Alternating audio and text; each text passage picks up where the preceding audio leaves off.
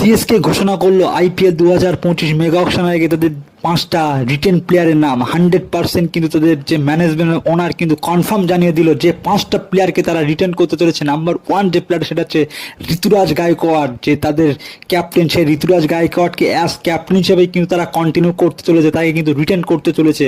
Number 2 যে প্লেয়ারটা সেটা হচ্ছে রবীন্দ্র জাদেজা, এই রবীন্দ্র জাদেজা অলরাউন্ডার প্লেয়ার, তাকে কিন্তু 100% কিন্তু সিএসকে কিন্তু জানিয়ে দিয়েছে তাকে কিন্তু রিটেন করতে চলেছে। নাম্বার 3 যে প্লেয়ারটা সেটা হচ্ছে শিবম ডুবে, এই শিবম ডুবেকেও কিন্তু 100% কিন্তু সিএসকে কিন্তু তাই কিন্তু রিটেন করতে চলেছে।